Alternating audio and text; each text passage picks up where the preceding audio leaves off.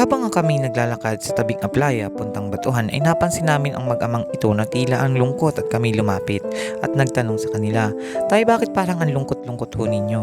Sabi nga ni tatay, "Kami nga pala ay kukunti ang huli kaya kami ay ganito. Nakakapanlumo lamang dahil ang tagal naming nasa laot, subalit ito lamang ang aming nahuling isda. Hindi pa sana kami aahon ng tubig, subalit gutom na lamang kami kaya kami umahon ng tubig."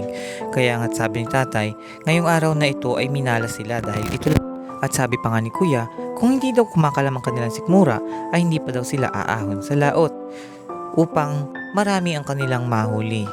Subalit, hindi na nila kinaya ang gutom kaya sila ay umahon na. Kaya mga katropa, lagi po natin tatandaan na habang tayo ay nabubuhay sa mundo, ay kailangan natin gumawa ng mabuti. Huwag po tayong gagawa ng anumang ikapapahamak ng bawat isa sa atin. Kaya ang lahat po ay gumagawa ng paraan para may pangtustos sa pamilya at sa tahanan.